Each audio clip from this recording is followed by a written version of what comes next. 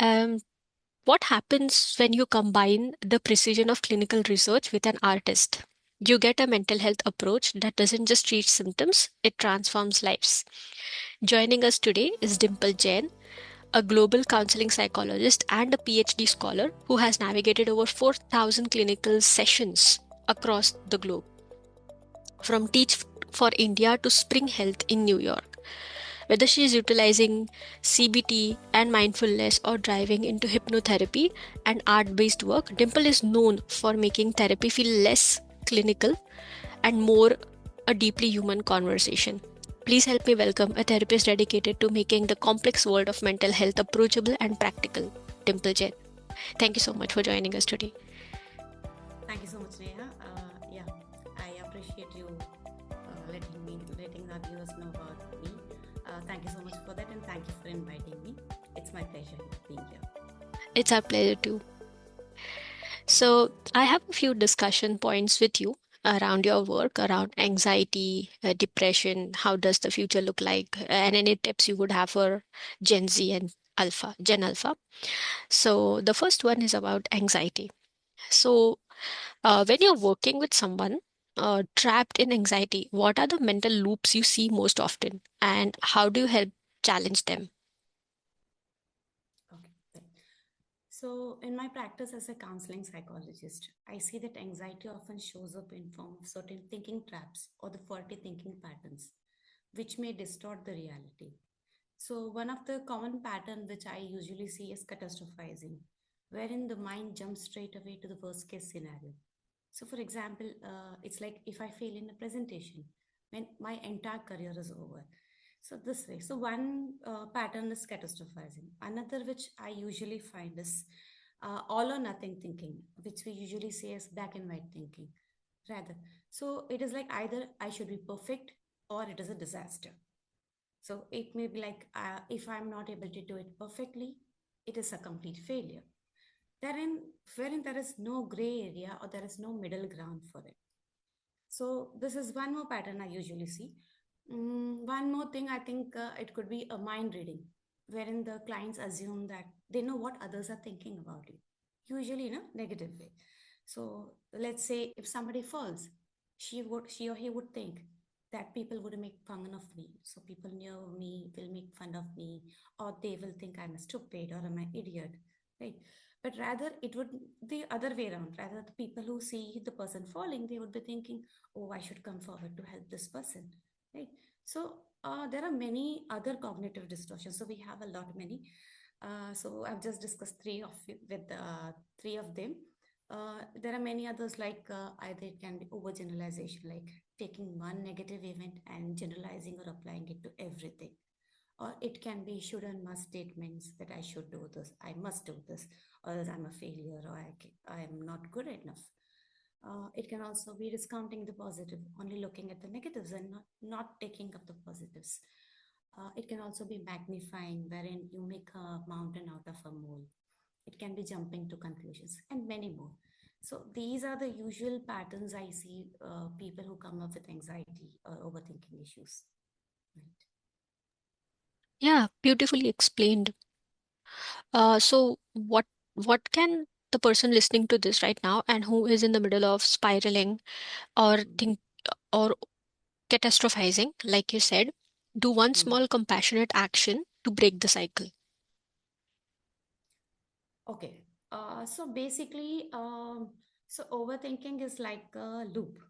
So one small compassionate action which a person can take in is like when someone is feeling stuck in overthinking, the goal is not to silence the mind. It is to gently guide them to small compassionate actions to break this loop. So few simple tips which the listeners can start using from today is like one is things in my control, wherein I ask my clients to divide the page into two parts, wherein a part of it is things which are in my control, and the other part is like things which are not in my control. So, mostly during overthinking, we always think about things which are not into your control. Wherein, when we use this tool, we try to refocus on the action that are still possible. So this will help them to take control of their life and get into some compassionate action, which still they can do. Right. Second thing which we usually use is the 10% action rule, wherein we ask them like, what is one tiny action that will represent even 10% of the progress? So it can be a 2-minute walk, it can be reading a page of a book, or it can be just sending a simple message. So basically, the loop of anxiety breaks here when there is some action. So breaking this loop, we need to take up one small action so that you break up this loop. Third thing which I usually majorly follow is worry time. What I tell my clients usually is instead of worrying all the day, you fix up one time. You write down your worry, you jot down your worries into a paper and tell your mind that I'll think about it at 7 p.m. tonight, not right now. So this reduces the intensity of overthinking. And then when the intensity reduces, automatically you regain the control. So, in short, it is a shift that is happening that will make you move from a mental loop to tiny, compassionate actions of self kindness that will feel like doable and not dramatic. Very nice. So these are some actionable steps that anybody can, start doing right now rather than thinking about the 10 next steps. So I really like how you broke it down for us. Thank you so much. So the next section is about depression, which is such a heavy word, right? So in your experience, has the way we experience changed because of digital age habits, or we are just seeing all vulnerabilities through a new lens? Yeah, a very good question, I would rather say. So it would be more accurate to say that technology is magnifying this vulnerability, and it is not that a new kind of depression is being created, a digital age depression is being created. Rather, I would put it this way that the old vulnerabilities have been amplified or magnified with technology. So the basic root of depression, which is the genetic factors or the personality traits or the family environment, have always existed. It is not something new. But today, technology acts like a magnifying glass and it amplifies those vulnerabilities. So basically, we are constantly in a world where the behind the scene things. So basically, we compare the behind the scene things with everyone else's highlights, right? And that makes us feel inadequate. So earlier we used to compare ourselves with say 10 number of people, people from your neighborhood or your workplace. But now we compare ourselves with the entire internet, right? So depression itself is not new, but the intensity and the frequency of these triggers are much more higher. So these triggers or these pressures may look like constant comparison, information overload, having no mental break, or loneliness in spite of being getting connected. So isn't something new, isn't a digital illness. Rather, the triggers, the pressures, the pace of life have been multiplied. The biology is old, but the pressure is new. Hmm. That pretty much sums up like why we are facing what we are facing. This would be um, regarding the difference between burnout and clinical depression. So how do we know the difference? Okay, depression is something we casually use, right? And nowadays, everyone uses this word that casually they say that I'm depressed. But depression is not just sadness or not just burnout. It is actually not being very sad or something like that. But clinically, depression is something more than that. So, depression, we term it clinically as a persistent low mood with loss of interest in activities combined with physical and emotional changes that last for more than 2 weeks and which starts affecting your daily life. So, it's not only about your feelings, it's all about your whole body condition. It affects you emotionally and it also affects your thoughts. So basically, what it affects is your emotions. You start feeling hopeless, helpless, or worthless. Your thoughts, you start thinking negative or come to a self criticism mode. you have very low energies. Your sleep patterns change. You have either very less appetite, or you eat more. There is lack of motivation, and you also start interpreting the reality in some other way, or maybe negatively, right? So one way I used to describe depression to people is like, depression is when your inner world becomes heavier than your outer world. So this is a type I usually describe my clients. Yeah. I really like how you said the inner world becomes heavy than the outer world. So, really, really brilliant way of putting it in one line. So, the next is about techniques such as CBT, ACT. How do you introduce CBT tools to someone who is already mentally exhausted? Right. So when someone is very much exhausted or someone is scared that analyzing their thought will make the anxiety worse, or they do not want to accept that thing, so I explain CBT in a very simple way. So I put it this way, like, CBT is not about adding more thoughts, but it is how you sort them out, how we organize them. So it is like cleaning a cluttered drawer, decluttering a drawer, wherein we simply sort out what is more useful for you, what is true, and what is not needed. So what I do is I gently ask them simple questions like, what you think? Is it a fact or a fear, or is it a guesswork? Is there any other possibility to think about the event? Or is this thought helpful? So, by putting up these reflective questions, or what we say as Socratic questioning, it is just holding a mirror for them to reflect the full story and not just the scary part, which they're amplifying, right? So, once the client understands this, they feel relieved. They feel, okay, this is not the whole story. This is just part of the story which I'm more concentrating on. Likewise, so CBT is not just thinking more, it is thinking clearer. So CBT helps them to think in a very clear terms. So, like, is it really what I'm thinking, or is it I'm magnifying, or is it I'm just thinking about the worst case? So this way we try to explain and make it more simpler for them. uh, One more thing which make them understand is the CBT pattern, wherein it works upon your thoughts. So we just give them a incident and ask them. So let's say, for example, I explain it this way. I tell them, like, let's say you're moving towards a deserted street, you're all alone, and you hear some footsteps at the back. What would you think? So the first thought which comes to the mind is, someone is going to harm me, the negative thought. Then I ask them, what is the feeling associated with that? What is the feeling you get there? They say, we are fearful or we become anxious. Then I ask them, so what do you do at that moment? What is your behavior at that moment? They say, we either try to run or move fast, right? This is the behavior.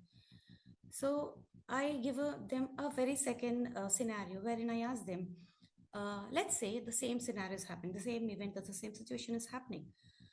And for a change, you think, like, I am walking, someone else is also walking, and I shouldn't bother about that.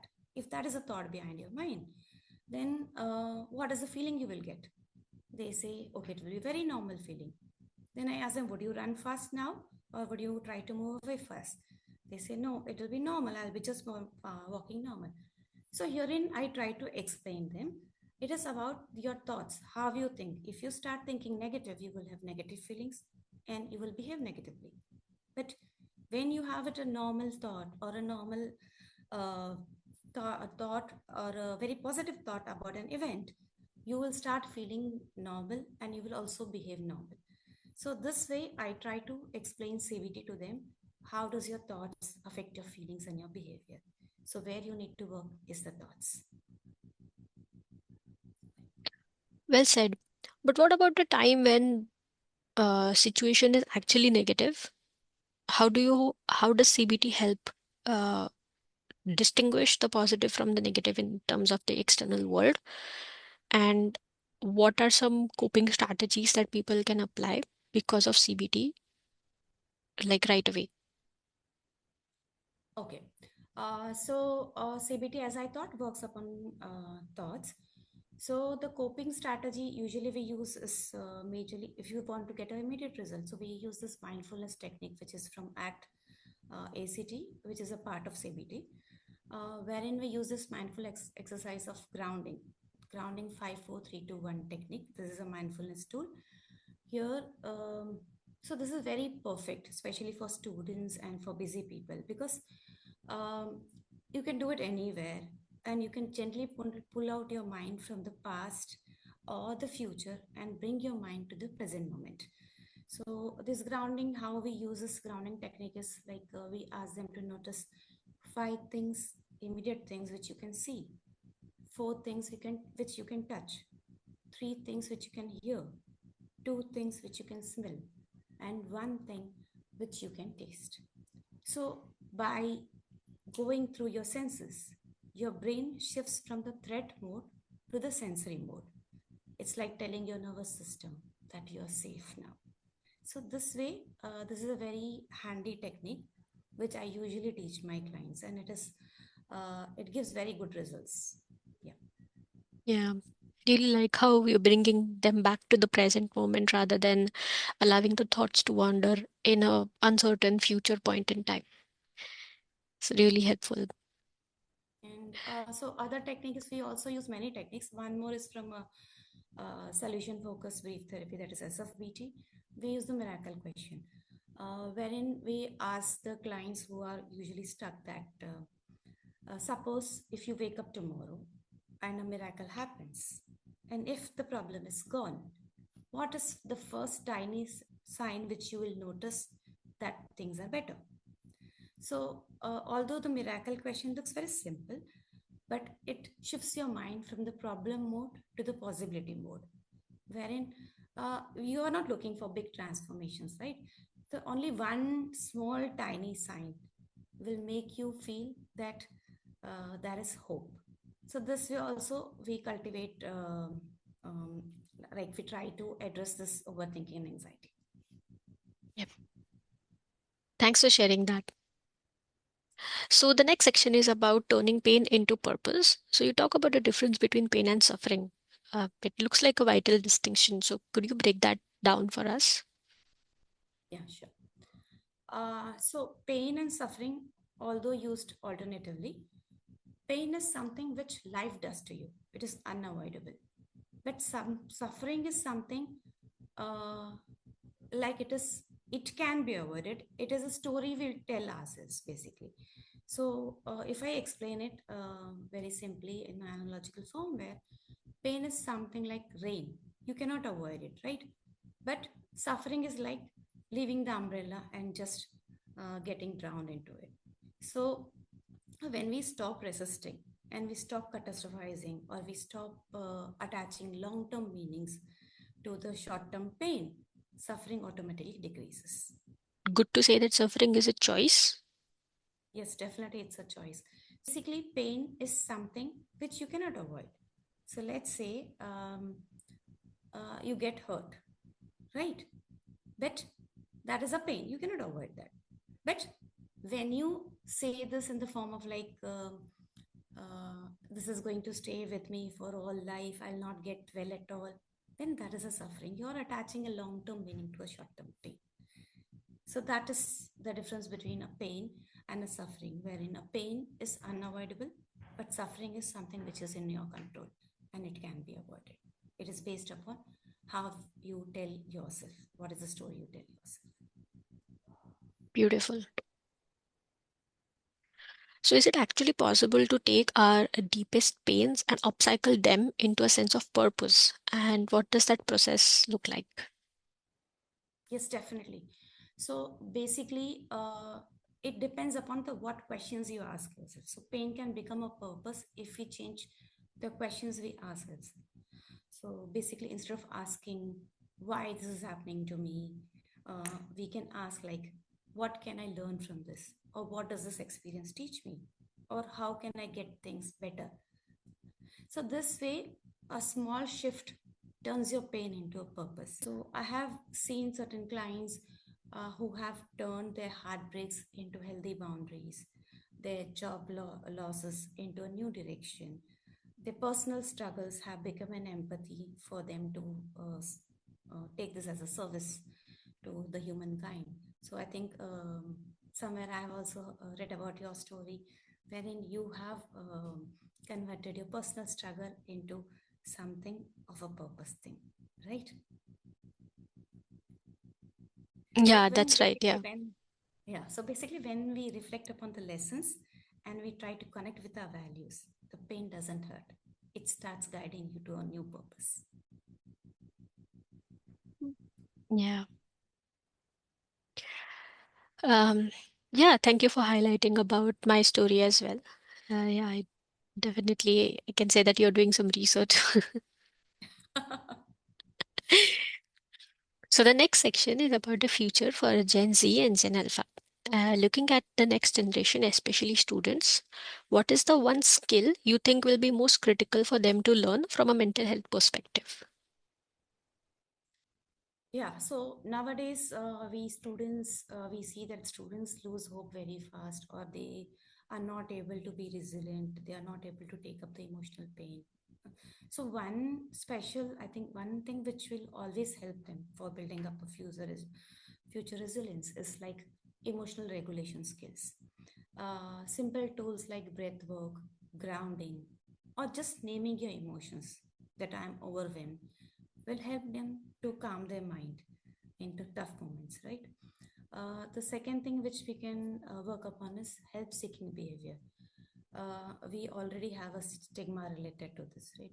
So, resilience is not doing everything alone, it is knowing when to reach out.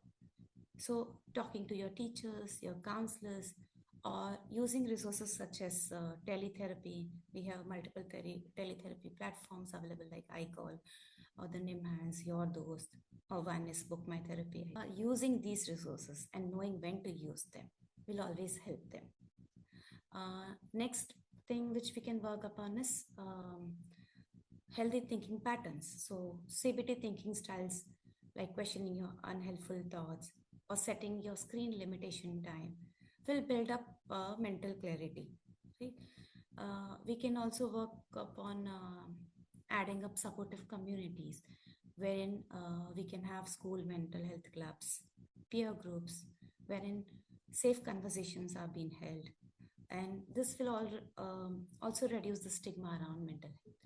So, with these emotional tools, help seeking behavior or healthy thinking, and building up strong communities, students can always grow more resilient and confident.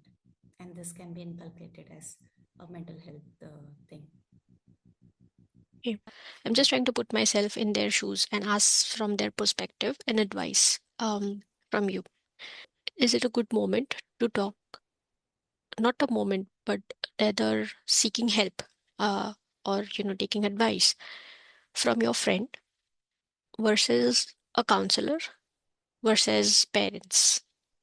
So basically, when we say that you are in distress and you feel that it is affecting your daily life, your daily functioning, the basic things which you usually do, when it starts affecting your sleep, your appetite, or when it starts affecting your thinking or how you deal with your daily life things, you're not able to do it, then I think that is the right time you need to seek help.